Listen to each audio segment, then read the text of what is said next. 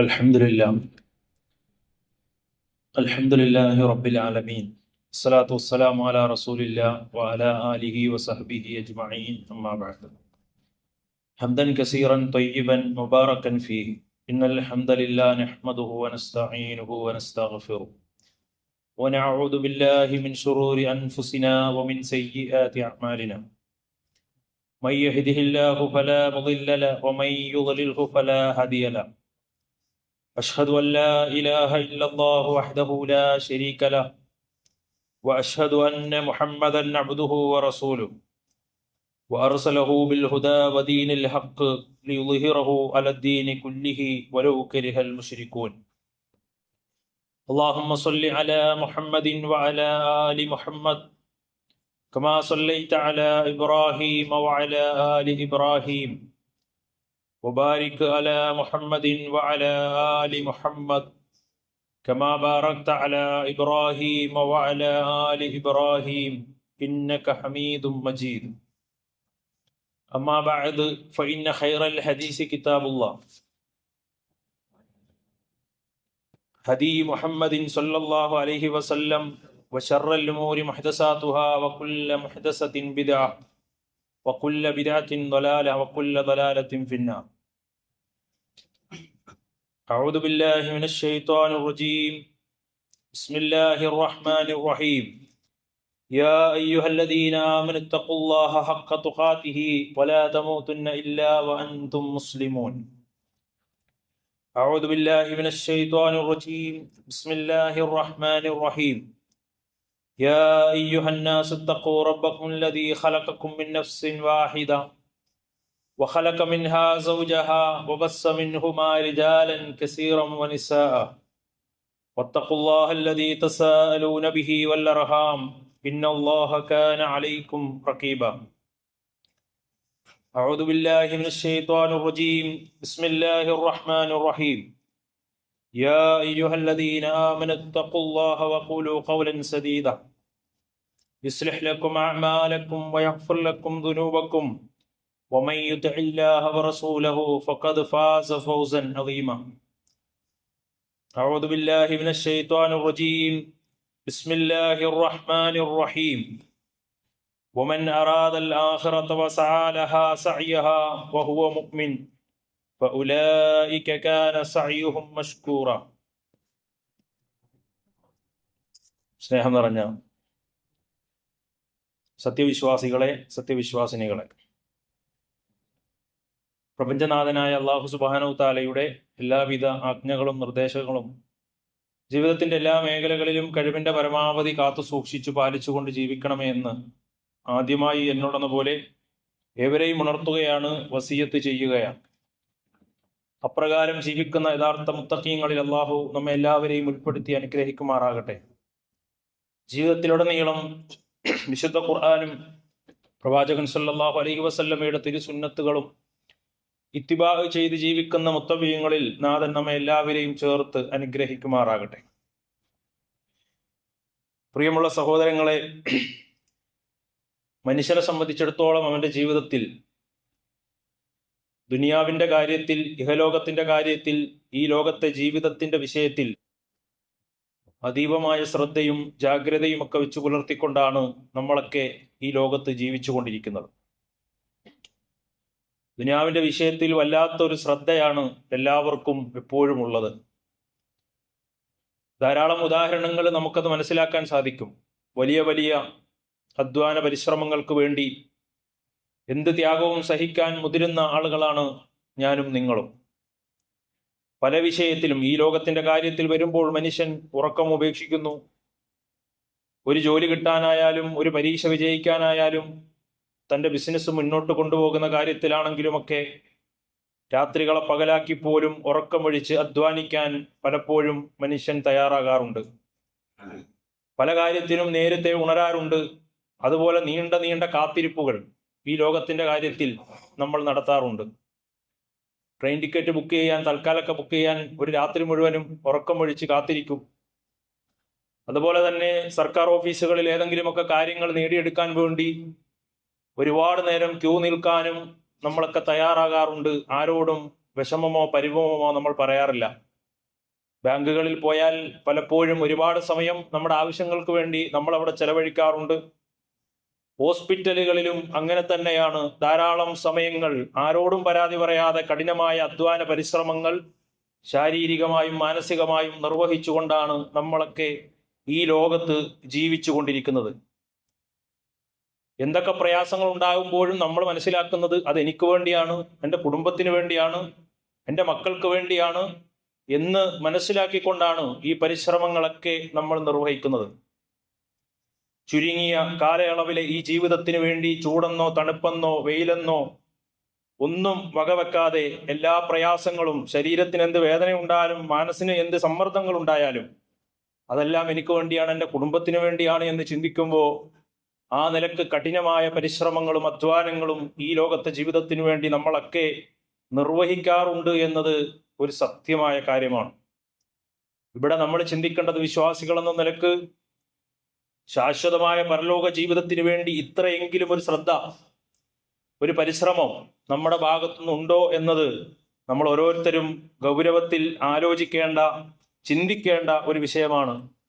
പരിശുദ്ധ ഖുർആനിൽ നരകക്കാരുടെ സ്വഭാവമായി, നരകവാസികളുടെ സ്വഭാവമായി അള്ളാഹു പറയുന്നുണ്ട്, വഹും അനിൽ ആഖിറതി ഹും ഗാഫിലൂൻ. അവർ ഈ ലോകത്ത് ജീവിക്കുമ്പോൾ പരലോകത്തിന്റെ വിഷയത്തിൽ അശ്രദ്ധരായിട്ടാണ് ജീവിക്കുന്നത്.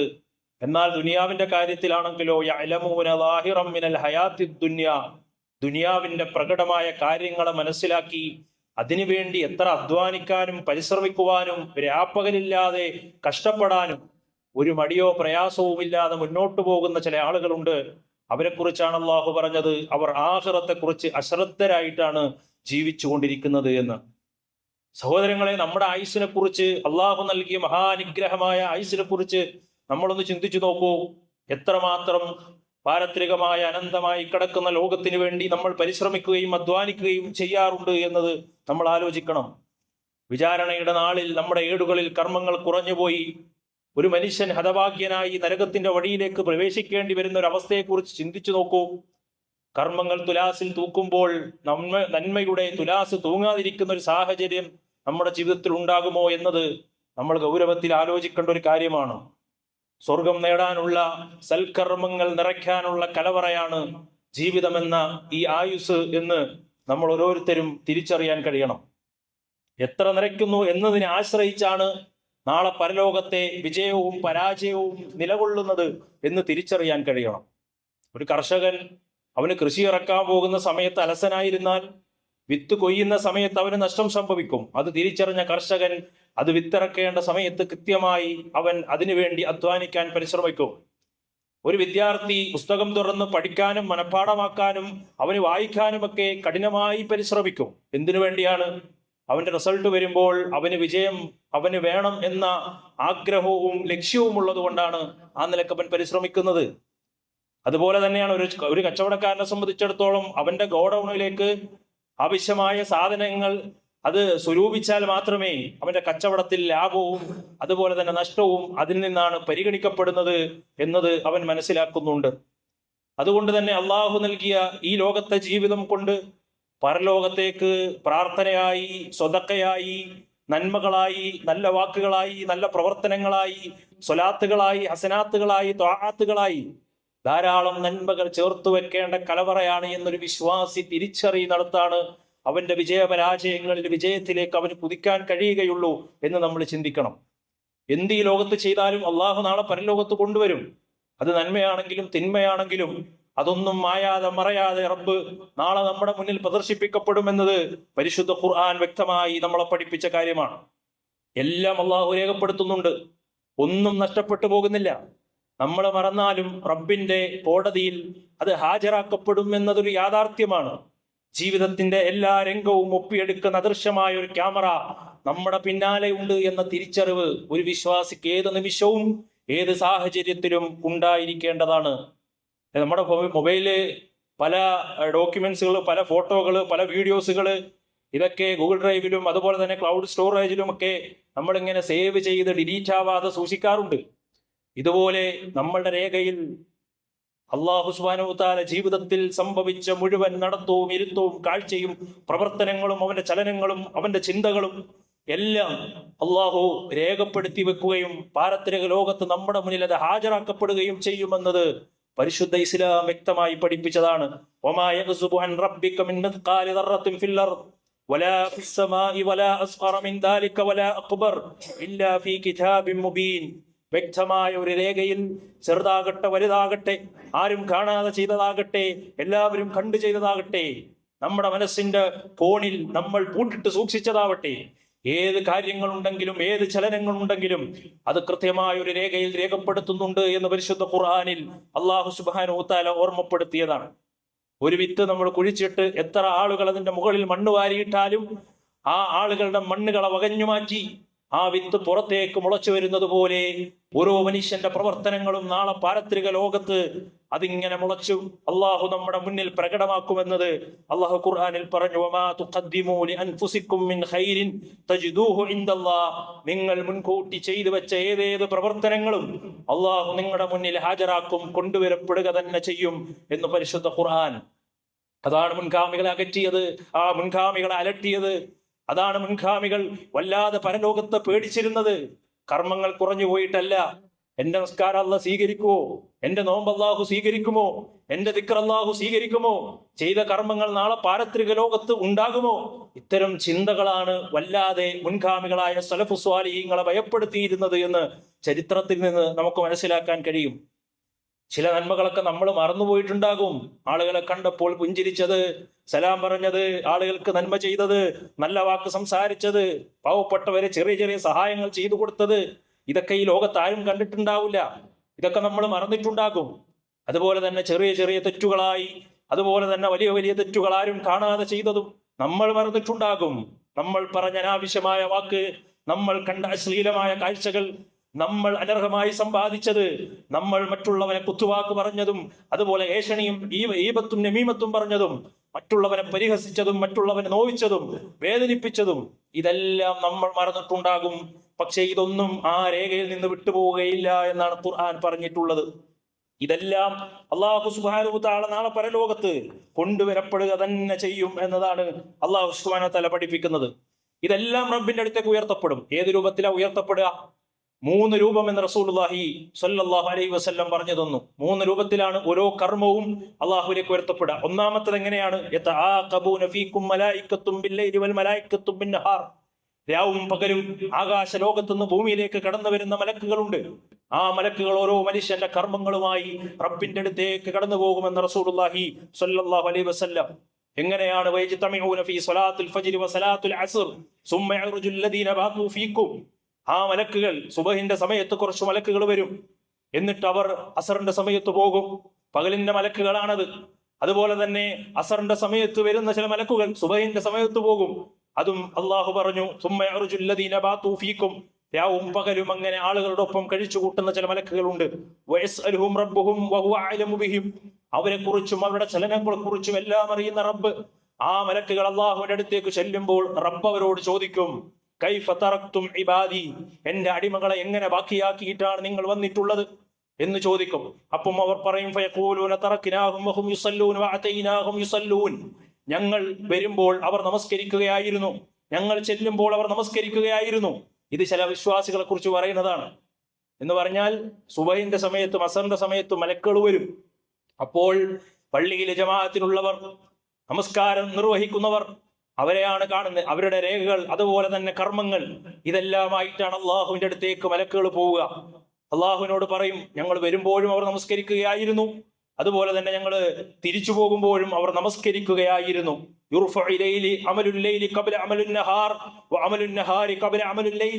അങ്ങനെ രാവും പകലുമുള്ള കർമ്മങ്ങളാണ് അള്ളാഹുവിലേക്ക് ഒരു മനുഷ്യന്റെ ഉയർത്തപ്പെടുന്നത്. സഹോദരങ്ങളെ, നമ്മൾ ചിന്തിച്ചിട്ടുണ്ടോ? അല്ലെ, ഇന്ന് സുബഹിന്റെ സമയമായപ്പോ നമ്മൾ ആലോചിച്ചോ, ഇന്ന് എന്റെ കർമ്മങ്ങൾ അള്ളാഹിന്റെ അടുത്തേക്ക് ഉയർത്തപ്പെട്ടതിൽ ഞാനുണ്ടോന്ന്? അതുപോലെ അസറിന്റെ സമയമാകുമ്പോൾ അങ്ങനെ ചിന്തിക്കുന്നുണ്ടോ? എന്താ അങ്ങനെ ചിന്തിക്കാത്തത്? അവിടെയാണ് ഞാൻ ആമുഖമായി പറഞ്ഞത്, നമ്മളെ സംബന്ധിച്ചിടത്തോളം നമ്മുടെ ലക്ഷ്യവും പരിശ്രമവും ഒക്കെ ദുനിയാവിന്റെ കാര്യത്തിലാണ്. അതുകൊണ്ടാണ് അങ്ങനെ തോന്നാത്തത്, അങ്ങനെ ചിന്തിക്കാത്തത്. രണ്ടാമത്തെ ഒരു രൂപം പറഞ്ഞു. എങ്ങനെയാണ്? എല്ലാ ആഴ്ചകളിലും ഉസ്ബൂഹുകളിലും കർമ്മങ്ങൾ ഉയർത്തും. തുഅറദുൽ അഅമാലു യൗമൽ ഇസ്നൈനി വൽ ഖമീസ്. അത് 2 ദിവസമാണ്. ഏതൊക്കെയാണ് ആഴ്ചയിലെ 2 ദിവസം? ഒന്ന് തിങ്കളാഴ്ചയും അതുപോലെ തന്നെ മറ്റൊന്ന് വ്യാഴാഴ്ചയുമാണ്. നബി കരീം സല്ലല്ലാഹു അലൈഹി വസല്ലം പറയാണ്, അതുകൊണ്ടാണ് അന്ന് നോമ്പുകാരനായിരിക്കാൻ ഞാൻ ഇഷ്ടപ്പെടുന്നു. നോമ്പുകാരനായിരിക്കെ, ഒരു ഇബാദത്തിലായിരിക്കെ എൻ്റെ കർമ്മങ്ങൾ അല്ലാഹുവിലേക്ക് ഉയർത്താൻ എന്ന് ഞാൻ ആഗ്രഹിക്കുന്നു എന്ന് റസൂലുള്ളാഹി സ്വല്ലല്ലാഹു അലൈഹി വസല്ലം പറഞ്ഞത്. നമ്മൾ ചിന്തിക്കാറുണ്ടോ, തിങ്കളാഴ്ച എൻ്റെ കർമ്മങ്ങൾ ഉയർത്തും, അതുകൊണ്ട് അന്ന് എനിക്ക് നോമ്പായിരിക്കണം, സുന്നത്ത് നോമ്പെടുക്കണം. വ്യാഴാഴ്ച എൻ്റെ കർമ്മങ്ങൾ ഉയർത്തും, അതുകൊണ്ട് തന്നെ മലക്കുകൾ വരുമ്പോൾ എൻ്റെ ഇബാദത്തുകളുമായി അള്ളാഹുവിലേക്ക് പോകണം എന്ന് നമ്മൾ ചിന്തിക്കാറുണ്ടോ? അതുപോലെ തന്നെ മൂന്നാമത്തെ രൂപം എങ്ങനെയാണ്? അതാണ് റഫ്ഉസ്സനബി, വർഷത്തിൽ ഉയർത്തപ്പെടുന്ന രൂപമാണ്. റസൂലുള്ളാഹി പറഞ്ഞു, വഹുവ ശഹ്റുൻ തുർഫഉ ഫീഹിൽ അഅ്മാലു ഇലാ റബ്ബിൽ ആലമീൻ. ലോകരക്ഷിതാവായ റബ്ബിലേക്ക് കർമ്മങ്ങൾ ഉയർത്തപ്പെടുന്ന വർഷത്തിൽ ഒരു മാസമുണ്ട്. അതാണ് ശഅബാൻ എന്ന് പറഞ്ഞ മാസം, അതായത് നമ്മളിപ്പോൾ ഉള്ള മാസം. നമ്മൾ ആലോചിച്ചിട്ടുണ്ടോ ഇങ്ങനൊരു മാസമുണ്ട്? അല്ലെ, മലയാളത്തിൽ ഖുതുബ കേൾക്കുന്നവരാണ്, പലർക്കും ഇത് അറിയില്ല, പലരും പഠിച്ചിട്ടില്ല. മലയാളത്തിൽ ഖുതുബയുടെ ഉപദേശങ്ങൾ കേൾക്കാനും മനസ്സിലാക്കാനും ഭാഗ്യം ലഭിച്ചവരാണ് എൻ്റെ ഈ ശബ്ദം ശ്രവിക്കുന്നവർ. എന്നിട്ട് നമ്മൾ ഇനിയും ഇത് ശ്രദ്ധിച്ചിട്ടില്ല, പഠിച്ചിട്ടില്ല, മനസ്സിലായിട്ടില്ല എന്ന് പറയാൻ കഴിയുമോ? അത് മനസ്സിലാക്കേണ്ടവരാണ്, ഓർക്കേണ്ടവരാണ്, ഇതിനെക്കുറിച്ച് ഗൗരവത്തിൽ ചിന്തിക്കേണ്ടവരാണ്. ശഅബാൻ എന്ന മാസം വാർഷിക റിപ്പോർട്ട് റബ്ബിന്റെ അടുത്തേക്ക് ഉയർത്തപ്പെടുന്ന മാസമാണ്. ഇതിനെ ഗൗരവത്തിൽ നമ്മൾ കാണാനുണ്ടോ? അത് മനസ്സിലാക്കണമെങ്കിൽ ചില ഉദാഹരണങ്ങൾ നമ്മൾ മനസ്സിലാക്കിയാൽ മതി. നമ്മളൊക്കെ ജോലി ചെയ്യുന്ന ആൾക്കാരാണ്. ഒരാൾ ജോലി ചെയ്യാണ്, ഓഫീസിൽ ജോലി ചെയ്യണു. അയാൾ ആ ഓഫീസിലേക്ക് വരുന്ന സമയവും അവിടുന്ന് ഓഫീസിൽ നിന്ന് പുറത്തേക്ക് എക്സിറ്റായി പോകുന്ന സമയവും കൃത്യമായി ഹാജർ ട്രാക്ക് ചെയ്യപ്പെടുന്നുണ്ട് എന്ന് നമുക്ക് മനസ്സിലായാലോ, നമ്മൾ കൃത്യമായ സമയത്ത് അവിടെ ചെല്ലും. കാര്യം, ചെല്ലുന്ന സമയം അവിടെ രേഖപ്പെടുത്തണം, സൈൻ ചെയ്യണം. ഇറങ്ങുന്ന സമയം ഉണ്ടെങ്കിൽ ആരെയും പറ്റിച്ചിട്ട് വേഗം ഇറങ്ങി പോകാൻ കഴിയില്ല. ഇതൊക്കെ നമ്മൾ ശ്രദ്ധിക്കും. എന്തുകൊണ്ടാണ്? അത് നമ്മുടെ ശമ്പളത്തെ ബാധിക്കും എന്ന് മനസ്സിലാക്കിയത് കൊണ്ടാണ്. മറ്റൊരു വ്യക്തി, അയാൾ ജോലി ചെയ്യുന്ന, അയാളുടെ സ്റ്റാറ്റസ്, ഏൽപ്പിച്ച ജോലികൾ എവിടെ വരെ എത്തി എന്ന് ഓരോ ആഴ്ചകളിൽ മോണിറ്റർ ചെയ്യപ്പെടുന്നു എന്ന് മനസ്സിലാക്കി കഴിഞ്ഞാൽ അയാളുടെ ജോലിയിൽ അയാൾ അവതാളത്തിലാകുമോ? അയാളുടെ ജോലി അയാൾ കൃത്യവിലോപം കാണിക്കുമോ? ഒരിക്കലുമില്ല. കൃത്യമായി അയാൾ ആ ജോലി ചെയ്യാൻ ശ്രമിക്കും. കാരണം ആഴ്ച ഇത് കണക്കാക്കപ്പെടുന്നുണ്ട്, ശ്രദ്ധിക്കപ്പെടുന്നുണ്ട് എന്ന് മനസ്സിലാക്കുമ്പോൾ നമ്മൾ ശ്രദ്ധിക്കാറുണ്ട്.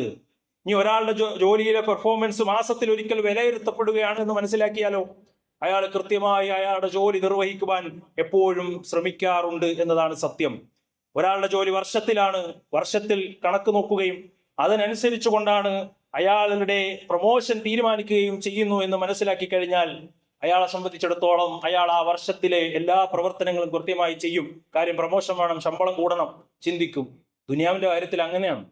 എന്നാൽ ജീവിതത്തിൽ ഒരിക്കലെങ്കിലും ശബ്ദം ശ്രവിക്കുന്നവരെ നമ്മൾ ആലോചിച്ച് നോക്കൂ. ഞാനും നിങ്ങളും ചിന്തിച്ചിട്ടുണ്ടോ, വ്യാഴാഴ്ചയും അതുപോലെ തിങ്കളാഴ്ച എൻ്റെ കർമ്മങ്ങൾ അള്ളാന്റെ അടുത്തേക്ക് ഉയർത്തുകയാണ്, അത് കൃത്യമായിരിക്കണം, അത് രേഖപ്പെടുത്തി വെക്കുന്നുണ്ട്.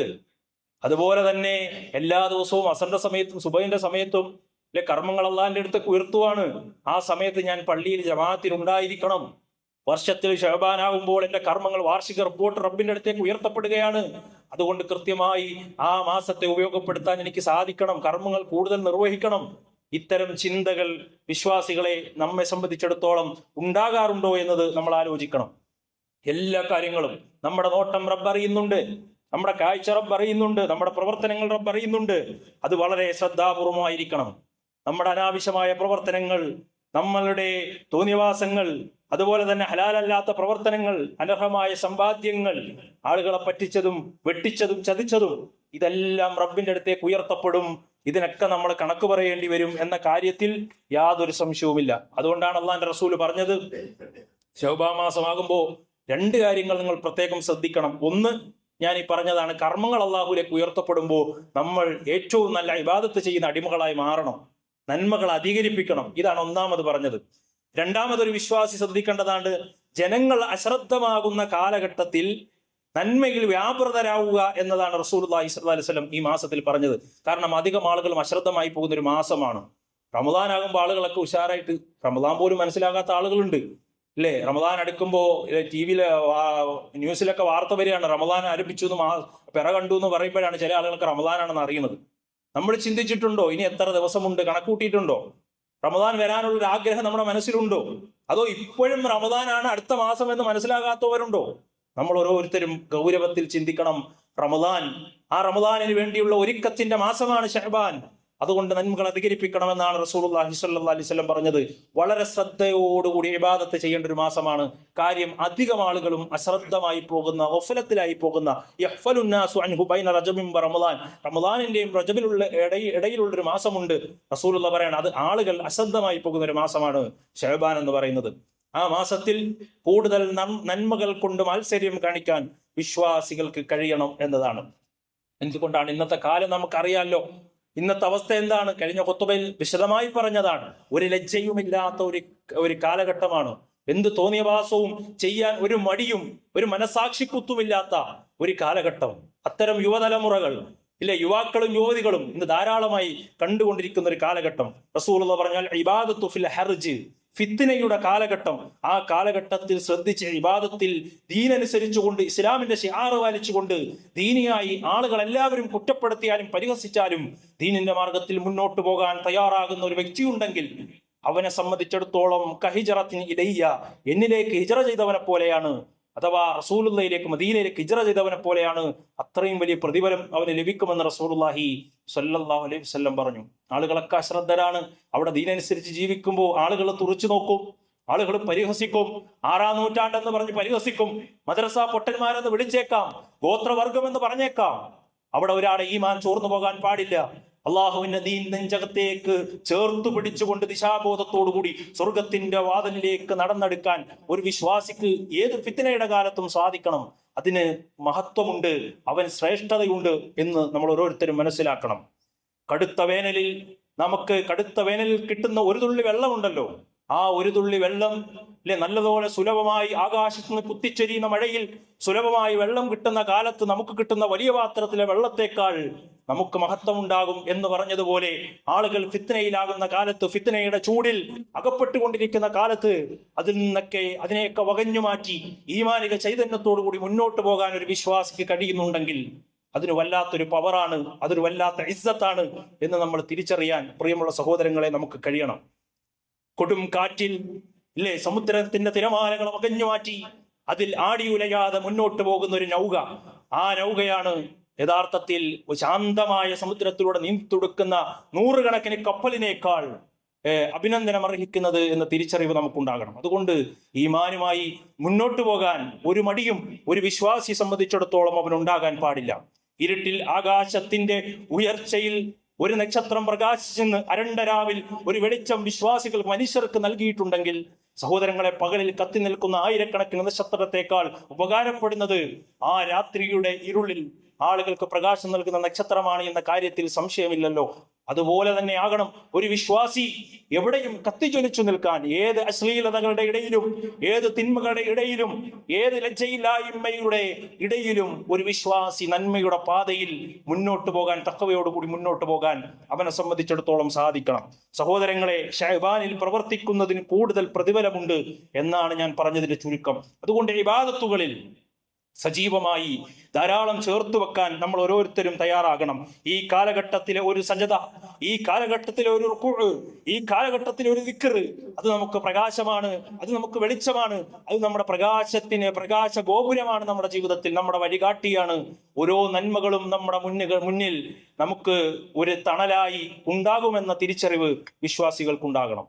അതുകൊണ്ട് സഹോദരങ്ങളെ, റമദാനിന് മുന്നേ നമ്മൾ ഒരു ടൈം ടേബിൾ നമ്മൾ ഉണ്ടാക്കണം, നമ്മൾ പരിശീലിക്കണം. ഇനിയുള്ള ദിവസങ്ങൾ ഒരു സ്ഥിരമായി വന്നൊരു ശീലം ഉണ്ടാകും.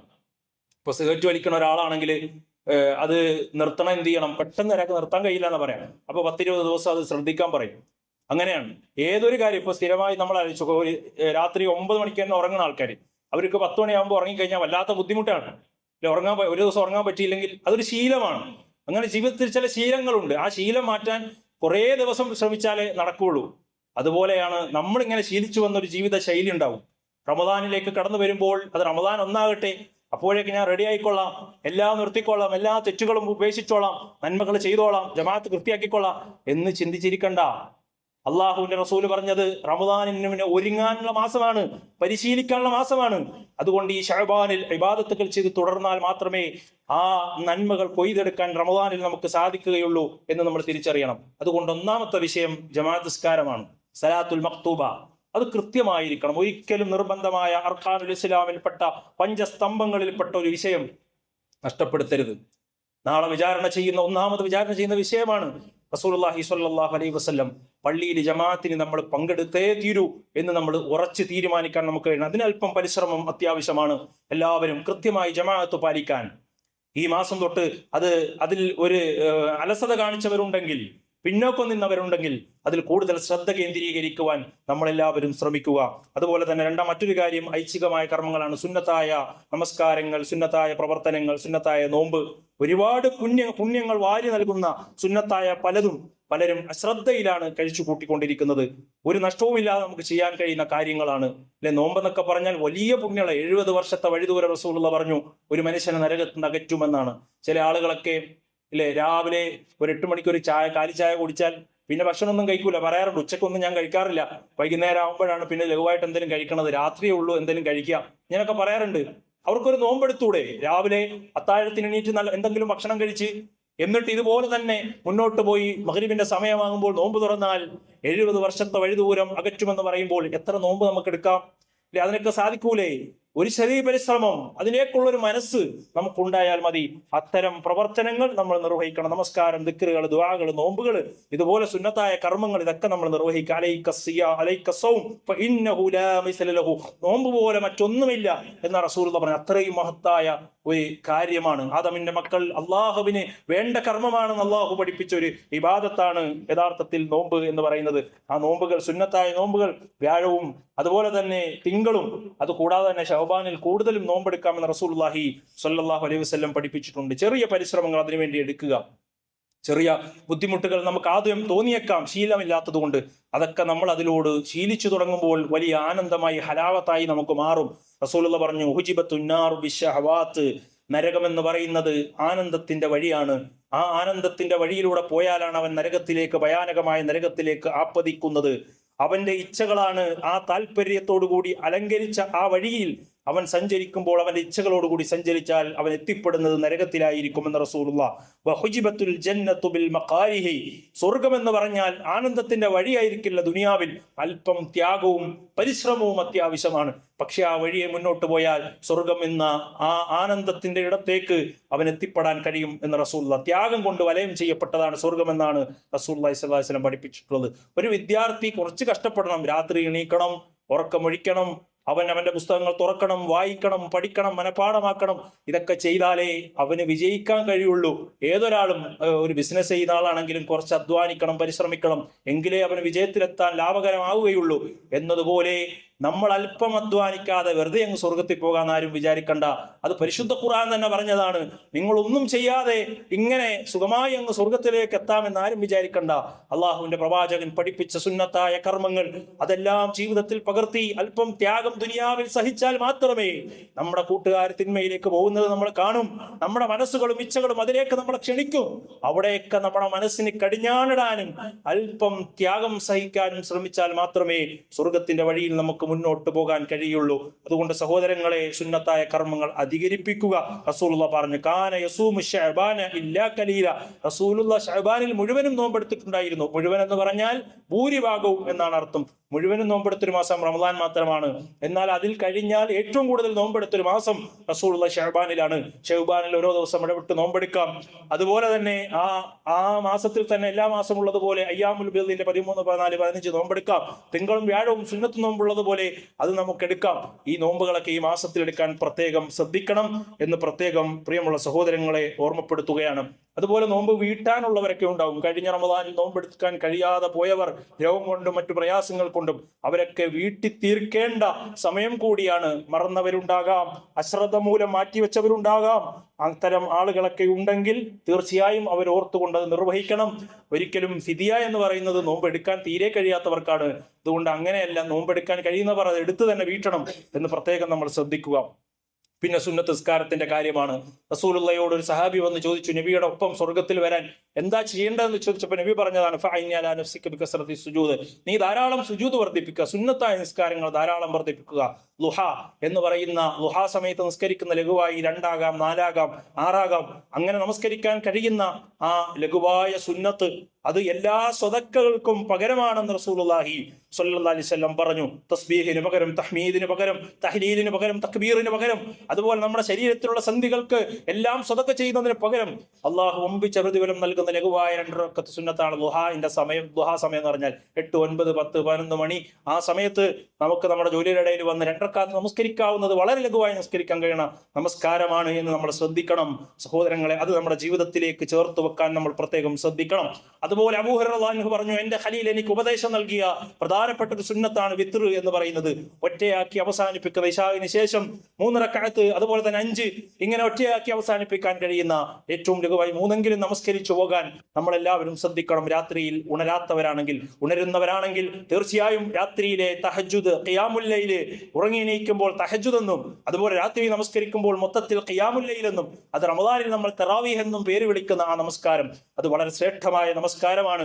ആ സമയത്തെ പ്രാർത്ഥനകൾക്ക് പ്രത്യേകം ഉത്തരം ലഭിക്കാൻ കാരണമാണ് എന്ന് റസൂലുള്ളാഹി സ്വല്ലല്ലാഹി അലൈഹി വസല്ലം ഓർമ്മപ്പെടുത്തിയതാണ്. അതോടൊപ്പം റവാത്തിബ് സുന്നത്തും നമ്മൾ ശ്രദ്ധിക്കുക. ഓരോ ഫർളായ നമസ്കാരങ്ങൾക്ക് മുമ്പും ശേഷവുമായി റവാത്തിബ് പ്രത്യേകം അള്ളാഹുവിന്റെ റസൂൽ പഠിപ്പിച്ചിട്ടുണ്ട്. ളുഹറിന്റെ മുമ്പ് ശേഷമുണ്ട്, അതുപോലെ സുബഹിന്റെ മുമ്പ് 2 റക്അത്ത് സുന്നത്തുണ്ട്, അതുപോലെ മഗ്രിബിന് ശേഷമുണ്ട്, ഇശാഇന് ശേഷമുണ്ട്. ഇതൊക്കെ പ്രത്യേകമായ റവാത്തിബ് എന്ന പേരിൽ സ്വർഗത്തിൽ ബൈത്തും ഫിൽ ജന്ന, സ്വർഗത്തിൽ നിങ്ങൾക്കൊരു വീട് കിട്ടുമെന്ന് അള്ളാഹുവിന്റെ പ്രവാചകൻ പഠിപ്പിച്ച സുന്നത്തായ നമസ്കാരമാണ്. അത് നിർവഹിക്കുക. പ്രാർത്ഥന അതൊരിക്കലും നമ്മൾ പിന്നോക്കം നിൽക്കരുത്, ഇല്ലേ? സാഹചര്യങ്ങളൊക്കെ നമുക്ക് അനുകൂലമായി, അപ്പോൾ നമുക്ക് പ്രാർത്ഥന ഇല്ലാതായി പോയിട്ടുണ്ട്. ആർക്കും പ്രാർത്ഥന വരണമെങ്കിൽ എല്ലാ മുന്നിലുള്ള തടസ്സ ഒരു നിലക്കും നമുക്ക് നടക്കാത്തൊരു കാര്യം വരുമ്പോഴാണ് നമ്മൾ അള്ളാഹിലേക്ക് കൈ ഉയർത്തുക. അങ്ങനെയല്ല, ഏത് സന്ദർഭത്തിലും, സന്തോഷത്തിലും സന്താപത്തിലും, ഏത് നിമിഷത്തിലും ഒരു മനുഷ്യന്റെ, ഒരു വിശ്വാസിയുടെ കൈ ആകാശത്തേക്ക് ഉയരണം, റബ്ബിലേക്ക് ഉയർത്തണം. അങ്ങനെ ഉയർത്താത്തവന്റെ, ആ ഉയർത്തുന്നവന്റെ പ്രാർത്ഥന കേൾക്കാൻ റബ്ബ് എപ്പോഴും തയ്യാറാണ് എന്ന് പരിശുദ്ധ ഖുർആനിൽ അള്ളാഹു പറഞ്ഞതാണ്. അതുകൊണ്ട് പ്രാർത്ഥന എപ്പോഴും നമുക്കുണ്ടായിരിക്കണം. മറ്റൊരു കാര്യം ഖുർആൻ പാരായണമാണ്. പലരും കഴിഞ്ഞ റമദാൻ കഴിഞ്ഞപ്പോൾ ഖുർആൻ എടുത്ത് വീട്ടിൽ എവിടെങ്കിലും ഷെൽഫിൽ വെച്ചിട്ടുണ്ടാകും. അതുപോലെ തന്നെ നമ്മുടെ മൊബൈലിൽ നിന്ന് പോലും ഖുർആന്റെ ആപ്പുകൾ അൺഇൻസ്റ്റാൾ ചെയ്തവരുണ്ടാകും. സഹോദരങ്ങളെ, റമദാൻ വരുന്നതിന് മുമ്പ് ഖുർആനുമായിട്ടുള്ള ഒരു ബന്ധം ശഅബാനിൽ സ്ഥാപിക്കാൻ ഒരു വിശ്വാസികൾക്ക് കഴിയണം. വിശ്വാസിയുടെ ജീവിതം ഖുർആന്റെ പതിപ്പുകളായി മാറാൻ കഴിയണം. മഹാന്മാരായ പണ്ഡിതന്മാർ പറഞ്ഞു, ഇദാ ദഖല ശഅബാൻ അഖ്ലക ഹനൂതുഹു വതഫറഅ ലിഖിറാഅത്തിൽ ഖുർആൻ. ശഅബാൻ വന്നാൽ ഞങ്ങൾ എന്താ ചെയ്യുക? ഞങ്ങളുടെ കടകളൊക്കെ അടയ്ക്കും, എന്നിട്ട് ഖുർആൻ പാരായണത്തിലേക്ക് ഞങ്ങൾ ഒതുങ്ങുമായിരുന്നു എന്ന് മഹാന്മാരായ അംർ ബിൻ ഖൈസ് അൽ മുല്ലായി പോലെയുള്ള പണ്ഡിതന്മാർ രേഖപ്പെടുത്തുന്നത് കാണാൻ സാധിക്കും. അതുപോലെ മഹാരഥന്മാരായ പണ്ഡിതന്മാർ പറയുന്നുണ്ട്. അബൂബക്കർ ബൽഖി അദ്ദേഹം പറയുകയാണ്, റജബ് എന്ന് പറഞ്ഞാൽ വിളവിറക്കുന്ന മാസമാണ്. നന്മകളൊക്കെ പഠിച്ചു മനസ്സിലാക്കി അതിന്റെ പ്രാധാന്യം, അതിന്റെ പുണ്യം എത്രയുണ്ട് എന്ന് മനസ്സിലാക്കിക്കൊണ്ടിരിക്കുന്ന ഒരു മാസം. ശഅബാനാകുമ്പോൾ അത് കൃഷി നനയ്ക്കുന്ന മാസമാണ്. അതിങ്ങനെ ചെയ്ത് അതിങ്ങനെ ഉയർത്തി, അതിന്റെ ഗ്രാഫ് ഉയർത്തി, അതിന്റെ മഹത്വങ്ങൾ മനസ്സിലാക്കി അതിങ്ങനെ ജീവിതത്തിൽ പ്രാവർത്തികമാക്കുന്ന മാസമാണ്. റമദാനിലാണ് ആ നന്മകൾ കൊയ്യുന്നത് എന്ന് മഹാരഥന്മാരായ പണ്ഡിതന്മാർ പറഞ്ഞിട്ടുണ്ട്. റമദാനിന് മുമ്പേ ശാരീരികമായും മാനസികമായും എല്ലാ നിലക്കും അതിനുവേണ്ടി ഒരുങ്ങാൻ നമ്മൾ തയ്യാറാകണം.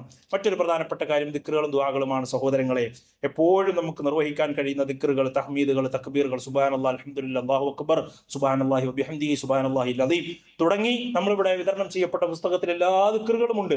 അതിങ്ങനെ കിടത്തത്തിലും ഇരുത്തത്തിലും ഡ്രൈവ് ചെയ്യുമ്പോഴും, അതുപോലെ തന്നെ സ്ത്രീകളാണെങ്കിൽ അടുക്കളയിൽ പാചകം ചെയ്യുമ്പോഴും ഒക്കെ നമ്മുടെ നാവ് കൊണ്ട് ഉരുവിട്ടുകൊണ്ട് നമ്മുടെ നാവിനെ നനച്ചുകൊണ്ടിരിക്കേണ്ട അള്ളാഹുവിന്റെ സ്മരണകളാണ്. മുത്തുനബിക്ക് ഇഷ്ടപ്പെട്ട ദിക്റുകളുണ്ട്, അള്ളാഹുവിന് ഏറ്റവും പ്രിയപ്പെട്ട ദിക്റുകളുണ്ട്, തുലാസിൽ ഭാരം തൂങ്ങുന്ന ദിക്റുകളുണ്ട്, അള്ളാഹുവിനെ അതുപോലെ തന്നെ ചെയ്യാൻ വളരെ എളുപ്പമുള്ള ദിക്റുകളുണ്ട്, ലളിതമായ ദിക്റുകളുണ്ട്. ഇതൊക്കെ പഠിക്കുകയും പ്രാവർത്തികമാക്കുകയും, ഓരോന്ന് ഞാൻ പറയേണ്ടതില്ലല്ലോ, പല ഖുതുബകളിലും നമ്മൾ സൂചിപ്പിക്കുന്ന ദിക്റുകൾ, അതൊക്കെ എടുത്തു വെച്ചുകൊണ്ട് നിർവഹിച്ചു തുടങ്ങേണ്ട ഒരു മാസം കൂടിയാണ് എന്ന് നമ്മൾ ആലോചിക്കുക. അള്ളാഹു അനുഗ്രഹിക്കുമാറാകട്ടെ.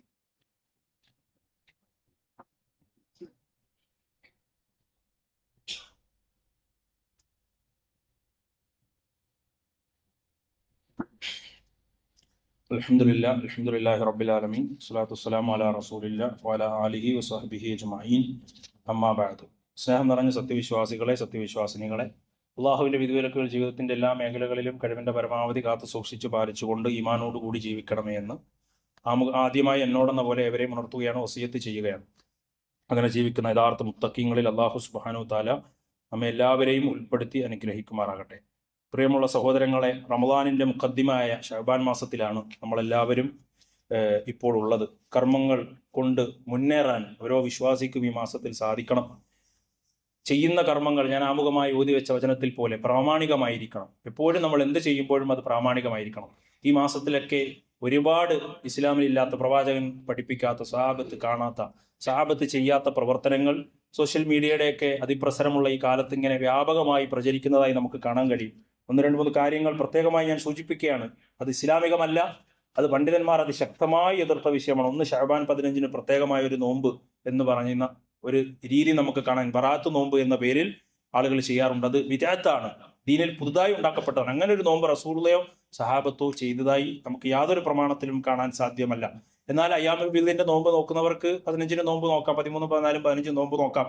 അതുപോലെ ശഅബാനിൽ മൊത്തത്തിൽ അതുപോലെ ഇടവിട്ട് നോമ്പ് നോക്കുന്നവർക്ക് അങ്ങനെ നോക്കാം. വ്യാഴവും തിങ്കളും അങ്ങനെ നോക്കാം. അങ്ങനെയുള്ള നോമ്പുകൾ എടുക്കാം എന്നതല്ലാതെ ബറാഅത്ത് നോമ്പ് എന്ന പേരിൽ പ്രത്യേകമായി ചില ആളുകൾ പ്രാധാന്യം കൊടുക്കുന്നതായി കാണാൻ കഴിയും. ഇസ്ലാമിൽ ഇല്ലാത്തൊരു കാര്യം നമ്മുടെ മനസ്സുകൊണ്ട് നമുക്കുണ്ടാക്കാൻ സാധ്യമല്ല. അത് ഇസ്ലാം കൃത്യമായി പഠിപ്പിച്ച കാര്യമാണ് എന്ന് നമ്മൾ ശ്രദ്ധിക്കുക. രണ്ടാമത്തത്, ശഅബാൻ 15 രാവിലെ സലാത്തുൽ അൽഫിയ എന്ന് പറഞ്ഞൊരു നിസ്കാരമുണ്ട്. ചില ആളുകൾ ശഅബാൻ 15 100 റക്അത്താണ് നമസ്കരിക്കുന്നത്. ഓരോ റക്അത്തിലും 10 വീതം സൂറത്തുൽ ഇഖ്ലാസ് ഒക്കെ പാരായണം ചെയ്ത് നിസ്കരിക്കുന്ന നിസ്കാരമാണ്.